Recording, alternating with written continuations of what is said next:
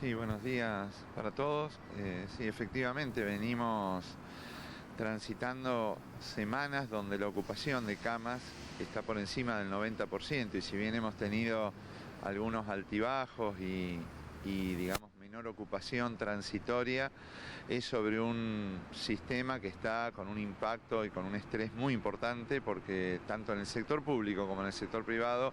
llegamos a valores superiores al 95% y eso significa, bueno, las tensiones propias del acceso a una guardia, la ocupación casi total de las camas de terapia intensiva y muchas veces los únicos respiradores que quedan libres son los respiradores y camas críticas de las guardias generales de los hospitales de tercer nivel. Y también en la situación en el escenario privado relatado por la propia Asociación de Clínicas y Sanatorios es de mucho impacto y lleva a dificultades en el acceso, a movimientos de ambulancias de un hospital a otro, sin colapso, porque nadie se queda sin atender, pero con una situación que se mantiene muy estable y esa estabilidad no es buena, porque digamos, aquí la estabilidad tendría que ir con tendencia al descenso, como el resto de los indicadores sanitarios que no muestran un crecimiento exponencial, pero todavía eso no ha impactado en la ocupación de camas y la situación ya no es de riesgo, como lo decíamos en estos días, porque el riesgo de una situación sanitaria compleja es una situación hipotética. La crisis es algo que ya está sucediendo y eso es lo que estamos transcurriendo hoy. Doctor, usted recién hablaba acerca de las ambulancias y hemos escuchado algunos casos durante las últimas horas, durante los últimos días, de gente que pasa horas arriba de las ambulancias tratando de encontrar una cama. ¿Qué pasa con las ambulancias? Porque hemos visto también en algunos accidentes de tránsito algunas ambulancias que no pertenecen al sistema integrado de emergencia, pero que están al servicio. ¿La capacidad también está complicada de las ambulancias? Bueno, uno de los servicios que también se impacta en la tensión, en la alta demanda, también en los inviernos duros y fríos que hemos tenido, que son los soportes y las derivaciones. No solo en el acceso a la emergencia, sino porque el CIES, junto con el 930, es, digamos, un dispositivo que se encarga de las derivaciones entre hospitales y desde lugares de la ciudad hacia otros lugares de la región o viceversa. Por eso, bueno, el estrés también se da en los servicios de emergencia y hay también, digamos, ampliaciones o convenios que ha tomado el Ministerio de Salud de la provincia para poner otros recursos para poder hacer que este acceso sea lo más rápido posible para, digamos, atenuar el impacto de las demoras, ¿no? Doctor, en cuanto a las restricciones que ha habido para poder transitar con vehículos después de las 20, ¿ha habido algún número alentador en cuanto a los siniestros viales? Nosotros ya lo habíamos informado, en las primeras semanas tuvimos un claro descenso de la siniestralidad grave. Si bien no ha disminuido el número de consultas en general en los hospitales, porque también la complejidad de esta etapa sanitaria es distinta a la del año pasado, cuando nosotros casi teníamos el mismo número de contagios, el movimiento de la ciudad, de la provincia y del país era mucho menor y entonces el funcionamiento de los servicios de salud era más holgado. De todos modos, la siniestralidad grave en las horas de disminución de la circulación ha disminuido claramente. En cuanto a las vacunas, ¿qué información se tiene y en qué situación está Rosario?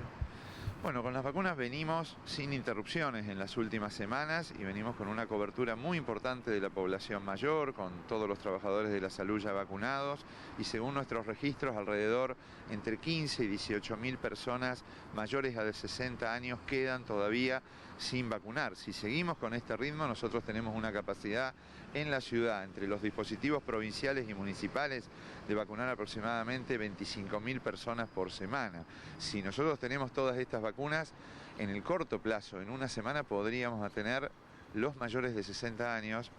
el 100% vacunado. Allí nos quedan las próximas semanas para personas de entre 18 y 60 años con factores de riesgo, que nos parece una población sumamente prioritaria porque sigue siendo la población que estudia, que circula, que trabaja y que más se moviliza y que todavía no está inmunizada.